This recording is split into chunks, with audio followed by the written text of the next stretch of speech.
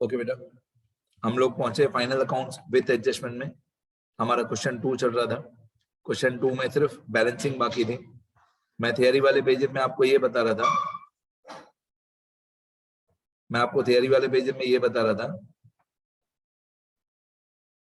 कि कोई भी आंसर ट्रेडिंग पीएनएल और बैलेंस शीट टैली करने से पहले दो बातें चेक करते हैं कि एक तो क्वेश्चन में डेबिट और क्रेडिट का टोटल इक्वल होना चाहिए। ट्रायल बैलेंस में डेबिट और क्रेडिट का टोटल इक्वल होना चाहिए। अब इस क्वेश्चन में हमको डेबिट क्रेडिट दिया हुआ ही नहीं है, तो फिलहाल के लिए मैं थोड़ी देर के लिए इसको जाने देता हूं। अगर बैलेंस शीट टैली नहीं हुई तो मैं चेक करूंगा कि डेबिट और क्रेडिट इक्वल था कि नहीं। फिलहाल मैं चेक नहीं करूंगा। दूसरा, हमको ये चेक करना चाहिए कि तीनों पेज पे, ट्रेडिंग अकाउंट, पीएनएल अकाउंट और बैलेंस शीट, तीनों पेज पे कोई भी अमाउंट इनर कॉलम में ना रह जाए।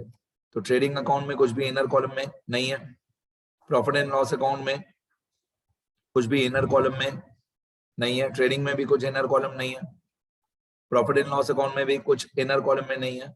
बैलेंस शीट में ये कैपिटल और ड्राइंग्स इनर कॉलम में है, लेकिन ये मैं अभी आउटर कॉलम में नहीं लिख सकता हूँ, क्योंकि अभी मेरा नेट प्रॉफिट या नेट लॉस प्लस या माइनस करना बाकी है।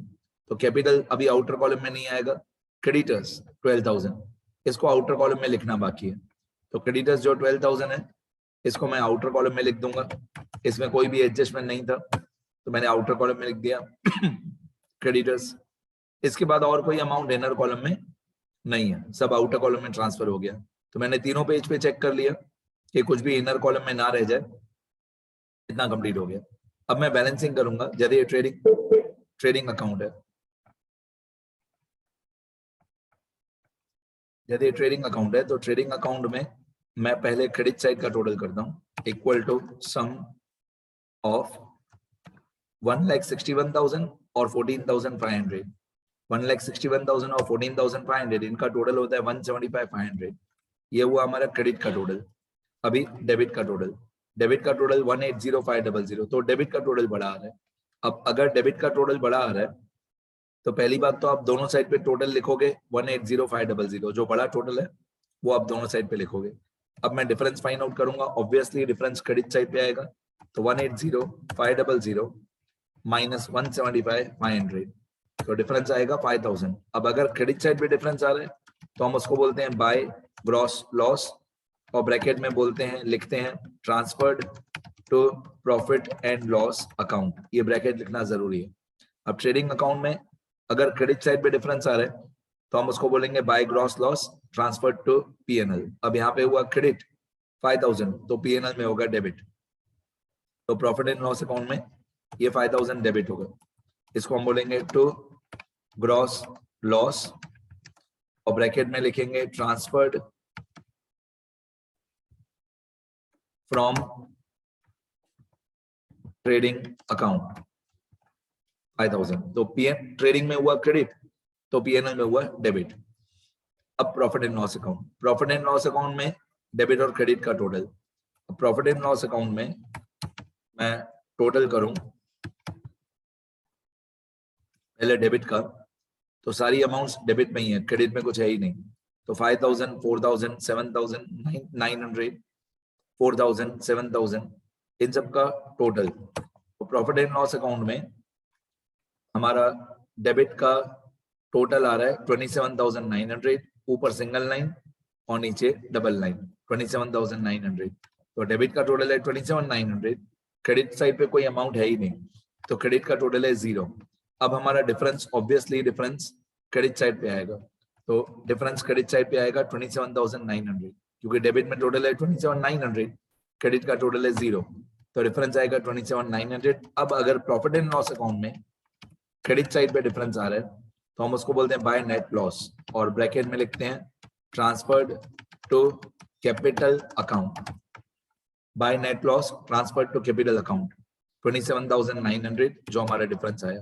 अब ये जो 27,900 हमारा डिफरेंस आया, अगर क्रेडिट साइड पे डिफरेंस आ रहा है तो हम उसको बोलेंगे नेट लॉस, और अगर नेट लॉस आया तो ये कैपिटल में माइनस होता है 27,900। हम इसको बैलेंस शीट में लायबिलिटी साइड पे कैपिटल में माइनस करेंगे 27,900। यहाँ पे मैं लिखूंगा लेस नेट लॉस 27,900। अब ये जो कैपिटल है हमारा, कैपिटल था हमारा 1 लाख, उसमें से 10,000 ड्राइंग्स भी माइनस करेंगे और ये जो नेट लॉस है 27,900 वो भी माइनस करेंगे, मतलब 1 लाख माइनस 10,000, बाकी बचा 90,000, 90,000 माइनस 27,900, तो बाकी आएगा 62,100। ये हमारा, इसको क्लोजिंग कैपिटल भी बोलते हैं, इसको क्लोजिंग कैपिटल भी बोलते हैं 62,100 को। ठीक है, चलो और आगे बढ़ते हैं। अब बैलेंस शीट को टैली करते हैं, कुछ भी इनर कॉलम में नहीं रहना चाहिए। बैलेंस शीट को टैली करते हैं। बैलेंस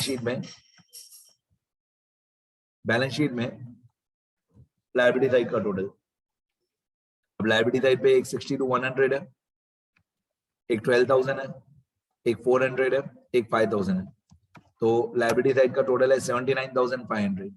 ऊपर की तरफ सिंगल लाइन और नीचे की तरफ डबल लाइन, जिंदगी भर ऐसे ही करना है। 79,500 लायबिलिटी का टोटल और एसेट का टोटल भी सेम आ रहा है 79,500, मतलब हमारी बैलेंस शीट टैली हो रही है। ठीक है, और इस क्वेश्चन में कुछ वर्किंग नोट्स में था नहीं कुछ भी, तो हमारी बैलेंस शीट टैली हो गई 79,500। एक बार चेक करते हैं।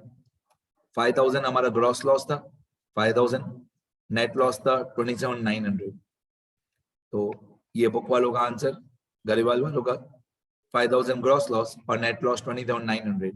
बैलेंस शीट का टोटल 79,500, बैलेंस शीट का टोटल 79,500, राइट है, तीनों चीजें राइट है। ठीक है, अब मैं एक बार पूरा स्क्रॉल कर देता हूँ, ये सम्स वाले पेजेस में लिखना। क्वेश्चन 2, ध्यान दो बेटा, हर 5 सेकंड में वीडियो पॉज करके लिखते जाना। ये क्वेश्चन है,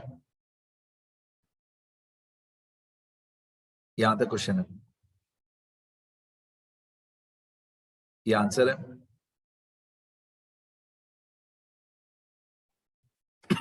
ये ट्रेडिंग अकाउंट,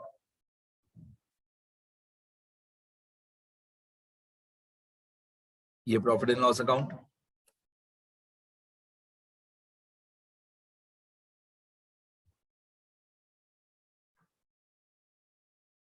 और ये बैलेंस शीट।